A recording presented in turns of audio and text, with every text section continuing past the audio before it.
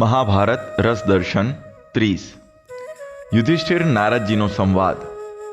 લેખક ડૉક્ટર કુણાલ જોશી. પ્રજ્ઞાચક્ષુ યુવા કથાકાર.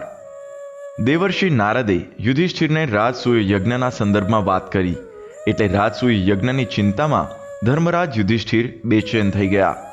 તેમણે પોતાના સભાસદોનો સત્કાર કર્યો અને સભાસદોએ પણ તેમનો આદર સત્કાર કર્યો, પરંતુ તેમનું મન રાજસૂય યજ્ઞના સંકલ્પમાં જ પરોવાયેલું હતું. તેઓ પ્રજાની સુખાકારી અને પોતાના ધર્મનો વિચાર કરવા લાગ્યા. તેઓ નિષ્પક્ષ હતા. તેમણે આજ્ઞા કરી કે ક્રોધ અને અભિમાન છોડીને બધાનું લેણું ચૂકવી આપવું. સમગ્ર પૃથ્વીમાં યુધિષ્ઠિરનો જય જયકાર થવા લાગ્યો. ધર્મરાજ યુધિષ્ઠિરના સાધુ જેવા વ્યવહારથી પ્રજા તેમના પર પિતા જેવો વિશ્વાસ કરવા લાગી. તેમની સાથે કોઈની શત્રુતા ન રહી, તેથી તેઓ અજાત શત્રુ કહેવાવા લાગ્યા. યુધિષ્ઠિરે બધાને અપનાવી લીધા.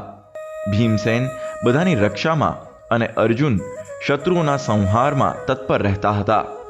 સહદેવ ધર્માનુસાર શાસન કરતા અને નકુળ સ્વભાવથી જ બધાની સામે નમી જતા. તેમની પ્રજામાં ભય, અધર્મ કે વેર વિરોધ રહ્યા નહીં.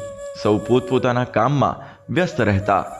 તે સમયે યજ્ઞની શક્તિ, ગૌરક્ષા, ખેતી અને વ્યાપારનો ખૂબ વિકાસ થયો અને વર્ષા પણ સમયસર થવાથી પ્રજા સુખી હતી. પ્રજા પાસે કર વસૂલી બાકી રહેતી નહોતી અને કર વધારવામાં પણ આવતો નહોતો અને કર વસૂલીમાં પણ કોઈ પરેશાની કરવામાં આવતી નહોતી. માથાભારે માણસો, ઠગ અને ધૂતારાનો કોઈ ત્રાસ નહોતો. દેશના બધા સામંતો જુદા જુદા દેશના વૈશ્યો સાથે આવીને સેવા, કરદાન વગેરેમાં સહયોગ આપતા હતા. ધર્મરાજ યુધિષ્ઠિર જે રાજ્ય પર પોતાનો અધિકાર કરી લેતા, ત્યાંના બ્રાહ્મણો, ગોવાળો અને બધી પ્રજા તેમને પ્રેમ કરવા લાગતી. ધર્મરાજ યુધિષ્ઠિર મહારાજની રાજ્ય વ્યવસ્થા ભગવાન શ્રી રામજી જેવી હતી. આ પ્રસંગ આપણને સૌને સમજાવે છે કે રાજા ભગવાનનું સ્વરૂપ છે. રાજાની અંદર ભગવાન વિષ્ણુનો અંશ છે. પણ રાજા કોને કહેવાય? તો જે પ્રજાનું રંજન કરે તે રાજા. આપણે ત્યાં એક કહેવત છે કે જે નગરનો રાજા વેપારી, તેની પ્રજા ભિખારી. પણ ધર્મરાજ યુધિષ્ઠિરના શાસનકાળમાં ધર્મને કેન્દ્રમાં રાખીને રાજ્ય વ્યવસ્થાનું પાલન થતું હતું. માટે તે રાજસૂય યજ્ઞના અધિકારી બન્યા. દેવર્ષિ નારદજીના ઉપદેશને ધર્મરાજ યુધિષ્ઠિરે હૃદયસ્થ કર્યો. ભાઈઓ સાથે વિચાર વિમર્શ કરીને ધર્મરાજ યુધિષ્ઠિરે રાજસૂય યજ્ઞનો સંકલ્પ લીધો. સહદેવ, નકુલ, અર્જુન અને ભીમસેનને યજ્ઞનું આમંત્રણ આપવા માટે હસ્તિનાપુર મોકલ્યા. ધૃતરાષ્ટ્ર, ભીષ્મ, પિતામહ ગુરુ કૃપાચાર્ય, ગુરુ દ્રોણાચાર્ય, વિદુરજી અને દુર્યોધન ભાઈઓ સહિત ઇન્દ્રપ્રસ્થ પધાર્યા. પાંડવોએ વડીલોને પ્રણામ કર્યા. બધાનો આદર સત્કાર કરીને યોગ્ય ઉતારા આપ્યા. પાંડવોની પત્રિકા લઈ દેવર્ષિ નારદજી દ્વારિકામાં પધાર્યા. તે સમયે જરાસંધ રાજાએ જે રાજાઓને કેદ કર્યા હતા તે મહારાજાઓના દૂત આવ્યા. ભગવાન શ્રી કૃષ્ણને કહ્યું કે અમારા મહારાજાઓને મુક્ત કરો. દ્વારિકાધીશ વિમાસણમાં પડ્યા કે મારે ઇન્દ્રપ્રસ્થ જવું કે રાજાઓને મુક્ત કરાવવા મગધ જવું. એક બાજુ ધર્મની સ્થાપના છે અને બીજી બાજુ ફૈબા કુંતીનો પરિવાર ઉત્તમ સત્કર્મ કરે છે. તે સમયે ઉદ્ધવજીએ પોતાનો મત આપ્યો કે દ્વારિકાધીશ, આપ ઇન્દ્રપ્રસ્થ પધારો. પાંડવોના યજ્ઞમાં જ ધર્મની સ્થાપના છે. જ્યારે યજ્ઞનો અશ્વ દિગ્વિજય કરવા માટે જશે તે સમયે જરાસંધનો વધ પણ થશે અને ધર્મની સ્થાપના પણ થશે. શ્રી કૃષ્ણ ભગવાનને ઉદ્ધવજીનો મત ખૂબ ગમ્યો, કારણ કે ભગવાન શ્રી કૃષ્ણની પણ આ જ ઈચ્છા હતી. ત્યારબાદ પ્રદ્યુમ્નને દ્વારિકાનું રક્ષણ સોંપ્યું. ભગવાન શ્રી કૃષ્ણ પોતાના પરિવાર સાથે ઇન્દ્રપ્રસ્થ પધાર્યા. પાંડવો કેટલા સદભાગી છે કે જેમને ભગવાન શ્રી કૃષ્ણ ભેટ્યા. આ પ્રસંગ સમજાવે છે કે દરેક વ્યક્તિએ ભગવાનના લાડકા દીકરા બનવાનો પ્રયત્ન કરવો જોઈએ. ધર્મરાજ યુધિષ્ઠિરે દરેક જણને અલગ અલગ કાર્ય સોંપ્યું. રાજા મહારાજાઓએ જે ધન ધર્મરાજને ચરણે ધરતા હતા તે ધન સાચવવાની જવાબદારી દુર્યોધનને સોંપી. દુર્યોધનના હાથમાં પદ્મ હતું. એ જેટલું ધન વાપરે એનાથી બમણું વધે, માટે તેમને આ જવાબદારી સોંપવામાં આવી. બ્રાહ્મણોના પૂજન અને સન્માનની જવાબદારી સહદેવને સોંપવામાં આવી.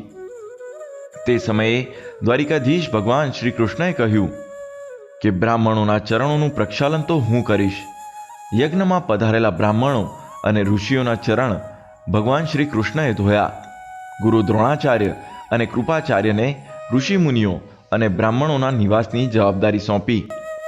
દ્રૌપદી, ભીમ અને અર્જુનને બ્રાહ્મણોના ભોજનની વ્યવસ્થા સોંપવામાં આવી. ભીષ્મ પિતામહ અને વિદુરજીને જે રાજા મહારાજનું આગમન થતું તેમના નિવાસ અને સન્માનની જવાબદારી સોંપવામાં આવી. યજ્ઞનો અશ્વ દિગ્વિજય કરવા માટે નીકળ્યો. ધર્મરાજ યુધિષ્ઠિરની આજ્ઞાથી ચારેય ભાઈઓ ચારેય દિશામાં દિગ્વિજય કરવા માટે નીકળ્યા.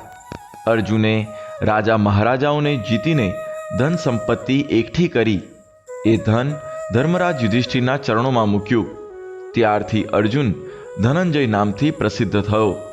એ પછી ભગવાન શ્રી કૃષ્ણ અર્જુન અને ભીમ બ્રાહ્મણનું રૂપ લઈ મગધ પધાર્યા. જરાસંધ પાસે યુદ્ધ માંગ્યું. ભીમ દ્વારા જરાસંધનો વધ કરવામાં આવ્યો. જરાસંધના કારાગારમાં જે રાજા મહારાજાઓ બંદીવાન હતા તેમને શ્રી કૃષ્ણ ભગવાને મુક્ત કરાવ્યા. જરાસંધના પુત્ર સહદેવને શ્રી કૃષ્ણ ભગવાને મગધનું રાજ્ય આપ્યું. એ પછી ભગવાન ઇન્દ્રપ્રસ્થ પધાર્યા. યજ્ઞના આરંભ પૂર્વે મંત્રણા કરવામાં આવી કે યજ્ઞમાં અગ્ર પૂજા કોની કરવી. સહદેવ અને ભીષ્મ પિતામહે પોતાનો મત આપતા કહ્યું કે અગ્ર પૂજા તો દ્વારિકાધીશની જ થવી જોઈએ. સહદેવ અને ભીષ્મ પિતામહના મતનો બધાએ સ્વીકાર કર્યો, પણ ભગવાનની અગ્ર પૂજાનો શિશુપાલે વિરોધ કર્યો. શિશુપાલના 100 અપરાધ ક્ષમા કરવાની ભગવાને તેની માતાને વચન આપ્યું હતું. શ્રી કૃષ્ણ ભગવાને સુદર્શન ચક્રથી શિશુપાલના મસ્તકનું છેદન કર્યું. શિશુપાલનું તેજ ભગવાનમાં સમાયું. જ્યારે શિશુપાલનો જન્મ થયો ત્યારે તેનું સ્વરૂપ વિચિત્ર હતું. 4 આંખો, 4 હાથ. એ સમયે આકાશવાણી થઈ હતી કે આ બાળક જેના ખોળામાં બેસશે તે સમયે 4 હાથમાંથી 2 હાથ થશે. એ વ્યક્તિ આ બાળકને મારશે. ભગવાન શ્રી કૃષ્ણના ખોળામાં શિશુપાલ બેઠો તે સમયે તેના 4 હાથમાંથી 2 હાથ થયા. આ જોઈને એની માતા સોમશ્રવા ખૂબ દુઃખી થયા. તે સમયે શ્રી કૃષ્ણ ભગવાને શિશુપાલના 100 અપરાધ ક્ષમા કરવાનું તેની માતાને વચન આપ્યું. શિશુપાલનું તેજ ભગવાનમાં એટલા માટે સમાયું કે તે પૂર્વ જન્મમાં ભગવાનનો દ્વારપાલ જય હતો. સનતકુમારના શ્રાપથી તેને ભૂતલ પર આવવું પડ્યું. ત્યારે એ 3 જન્મથી મુક્ત થયો. એવી જ કથા જરાસંધની છે. જરાસંધના જન્મનું વૃત્તાંત શ્રી કૃષ્ણ ભગવાન અને ધર્મરાજ યુધિષ્ઠિરના સંવાદમાં મૂકવામાં આવેલું છે. શ્રી કૃષ્ણ ભગવાન યુધિષ્ઠિરને જરાસંધના જન્મ અને પરાક્રમની કથા વર્ણવે છે. થોડા સમય પહેલા મગધ દેશમાં બૃહદ્રથ નામના રાજા રાજ્ય કરતા હતા. તેમણે કાશીરાજની 2 સુંદર કન્યાઓ સાથે લગ્ન કર્યા, પરંતુ તેમની યુવાની વીતી ગઈ હોવા છતાં ઘણા સમય સુધી તેમને પુત્ર રત્નની પ્રાપ્તિ ન થઈ. પુત્રેષ્ટિ યજ્ઞ કરવા છતાં પણ તેમને ત્યાં પુત્ર ન થયો. એક દિવસ તેમણે સાંભળ્યું કે ગૌતમ કક્ષીવાનના પુત્ર મહાત્મા ચંડ કૌશિક તપસ્યાથી નિવૃત્ત થઈને એક વૃક્ષ નીચે બેઠા છે. રાજા બૃહદ્રથે પોતાની બંને રાણીઓ સાથે જઈને રત્નો અને અન્ય ભેટો મહાત્માને આપી તેમને પ્રસન્ન કર્યા. આથી મહાત્મા ચંડ કૌશિકે પ્રસન્ન થઈને જે ઈચ્છા હોય તે માંગવા જણાવ્યું. રાજાએ કહ્યું, મહાત્મા, હું અભાગ્યો અને સંતાનહીન છું. રાજાની આર્તવાણી સાંભળીને ચંડ કૌશિકે ઋષિ દ્રવિત થઈને આંબાના વૃક્ષ નીચે ધ્યાન કરવા બેઠા અને એ જ વૃક્ષ પરથી એક ફળ તેમના ખોળામાં પડ્યું. મહર્ષિએ તે ફળને અભિમંત્રિત કરીને રાજાને આપ્યું અને થોડા સમયમાં જ પુત્ર પ્રાપ્તિ થશે તેમ કહી ઘેર જવા જણાવ્યું. રાજા બૃહદ્રથે તે ફળ શુભ મુહૂર્તમાં બંને રાણીઓને આપી દીધું. રાણીઓએ તેના 2 ટુકડા કર્યા અને બંને જણ એક એક કરીને ખાઈ ગઈ. મહર્ષિના સત્ય વચનના પ્રભાવથી બંને રાણીઓને ગર્ભ રહ્યો. આથી રાજા બૃહદ્રથ ખૂબ પ્રસન્ન થયા. સમય પૂરો થતાં બંને રાણીઓના ગર્ભથી શરીરનો એક એક ભાગ પેદા થયો તે જોઈને બંને રાણીઓ કંપી ઉઠી અને બંને વ્યથિત થઈને આ બંને ટુકડાઓને સારી રીતે ઢાંકીને રાણીવાસમાં બંનેની દાસીઓ દ્વારા બહાર ફેંકાવી દીધા. તે સ્થળે જરા નામની એક રાક્ષસી રહેતી હતી. તેણે તે બંને ટુકડાને ઉઠાવ્યા અને સુવિધાપૂર્વક લઈ જવા માટે બંનેને ભેગા કરી દીધા. પરંતુ બંને ટુકડા મળીને એક મહાબળવાન અને પરાક્રમી રાજકુમાર બની ગયો. આથી જરા રાક્ષસીને ભારે આશ્ચર્ય થયું. તે રાજકુમારના વજ્ર જેવા શરીરને ઉઠાવી પણ ન શકી. રાજકુમારે ગંભીર અવાજે રડવાનું શરૂ કર્યું અને આ વાત સાંભળીને રાજા સહિત બધા બહાર નીકળી આવ્યા. જરા રાક્ષસી રાજ પરિવારની સ્થિતિ મમતા વિશે વિચારવા લાગી કે આ રાજાના દેશમાં હું રહું છું અને રાજાને સંતાનની મોટી અભિલાષા પણ છે. તેથી નવજાત કુમારને મારી નાખવો યોગ્ય નથી. મનુષ્ય રૂપે બાળકને ખોળામાં લઈને જરા રાક્ષસીએ રાજાને પુત્રને સ્વીકારવા જણાવ્યું. ત્યાં તો બંને રાણીઓએ રાજકુમારને ખોળામાં લઈ લીધો અને વહાલ કરવા લાગ્યા. રાજા બૃહદ્રથ આ બધું સાંભળીને અને જોઈને આનંદિત થઈ ગયા. જરા રાક્ષસીએ રાજાને પોતાનો પરિચય આપતા જણાવ્યું કે હું જરા નામની રાક્ષસી છું. હું આરામથી આદરપૂર્વક તમારા ઘરમાં રહું છું અને તમારા ઘરમાં હંમેશા સત્કાર પામું છું. તેથી તમારા પુત્રને તમારા હાથમાં સોંપી રહી છું. જરા રાક્ષસી આટલું કહીને અંતર ધ્યાન થઈ ગઈ અને રાજા બૃહદ્રથ નવજાત શિશુને લઈને પોતાના મહેલમાં પાછા આવ્યા. બાળકના જાતકર્મ વગેરે સંસ્કાર વિધિપૂર્વક કરવામાં આવ્યા. જરા રાક્ષસીના નામ પરથી સંપૂર્ણ મગધ દેશમાં ઉત્સવ મનાવવામાં આવ્યો. બૃહદ્રથે પોતાના પુત્રનું નામકરણ કરતા કહ્યું, આ બાળકને જરાએ શોધ્યો છે, તેથી તેનું નામ જરાસંધ થશે. આમ પાંડવોના રાજસૂય યજ્ઞમાં શ્રી કૃષ્ણ પરમાત્માએ ધર્મની સ્થાપના કરી.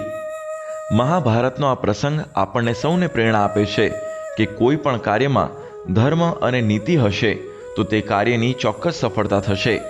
માટે જ મહાભારતમાં સૂત્ર છે, જ્યાં ધર્મ છે ત્યાં વિજય છે. ભગવાન શ્રી કૃષ્ણ પાંડવોનું કાર્ય પૂર્ણ કરી દ્વારિકા ગયા. ભગવાન વેદવ્યાસજીએ યુધિષ્ઠિર મહારાજને જ્ઞાનોપદેશ કરતા કહ્યું, આ યજ્ઞના પ્રભાવથી તમારા બધા વિઘ્નો તો દૂર થઈ ગયા, પણ એક મહત્વનું વિઘ્ન જે 13 વર્ષ સુધી રહેશે. પાંડવો કૌરવોના યુદ્ધમાં લાખો ક્ષત્રિયોનો નાશ થશે. એ વિઘ્નની પ્રતીતિ તમને મહાદેવજી કરાવશે. તમને સ્વપ્નમાં ભગવાન સદાશિવના દર્શન થશે, જેમનું મુખ દક્ષિણ તરફ હશે. એટલે વ્યાસજી કહેવા માંગે છે કે મહાકાલ જ કાળ સ્વરૂપ ધારણ કરશે. ભગવાન વેદવ્યાસજી અંતર ધ્યાન થયા એ પછી પાંડવોનો માયામહેલ જોવા દુર્યોધન ગયો. અહીં મારે એક પ્રસંગનું વર્ણન કરવું છે. લોકવાયકા છે કે પાંડવોના માયામહેલમાં દુર્યોધનને ભ્રમ થયો ત્યારે દ્રૌપદી એવું કહે છે કે અંધના પુત્ર અંધ. પરંતુ આ પ્રસંગ મૂળ મહાભારતમાં ક્યાંય જોવા મળતો નથી. દ્રૌપદી જેવી વિદુષી નારી આવા શબ્દોનું ઉચ્ચારણ કરી શકે જ નહીં. મહાભારત અને રામાયણકાલીન રાજ્ય વ્યવસ્થામાં દિવ્યાંગજનોનો જીવન નિર્વાહ રાજ્ય વહન કરતું હતું. ધૃતરાષ્ટ્ર પોતે પ્રજ્ઞાચક્ષુ હતા. યુધિષ્ઠિર મહારાજે તેમને ક્યારેય ઘૃણાભરી દ્રષ્ટિથી જોયા નથી. મહાભારતમાં તો વર્ણન છે કે પાંડવોને 12 વર્ષનો વનવાસ થયો, તે છતાં પણ યુધિષ્ઠિર રોજ ધૃતરાષ્ટ્ર અને ગાંધારીને મનોમન પ્રણામ કરતા હતા. આ મહાભારત અને રામાયણકાલીન રાજ્ય વ્યવસ્થામાં દિવ્યાંગજનોનું પણ માન સન્માન જળવાતું અને પૂજા થતી હતી. કોઈ પણ દિવ્યાંગ લાચાર નથી. તેની અંદર પણ એક વિશિષ્ટ શક્તિ પડેલી છે. તેનું પ્રકૃષ્ટ ઉદાહરણ ધૃતરાષ્ટ્ર છે. ધૃતરાષ્ટ્ર પાસે ભલે દ્રષ્ટિ નહોતી, પણ એ બળવાન હતા. હું મૂળ પ્રસંગમાં આવું તો હકીકતમાં પાંડવોનું ઐશ્વર્ય જોઈ દુર્યોધનને ઈર્ષા આવી. એ ઈર્ષાના પરિણામે દુર્યોધન, શકુની અને ધૃતરાષ્ટ્રે દ્યુત સભાનું આયોજન કર્યું. પાંડવોને દ્યુતનું એટલે કે જુગટું રમવાનું આમંત્રણ આપવા વિદુરજીને મોકલ્યા. વિદુરજીએ પણ વિચાર્યું કે હવે આ કુળનો સર્વનાશ છે. વિદુર ઇન્દ્રપ્રસ્થમાં આવ્યા. દ્યુત રમવાનું આમંત્રણ મળતા જ પાંડવોએ હસ્તિનાપુરમાં પ્રવેશ કર્યો. વધુ આવતા અંકે.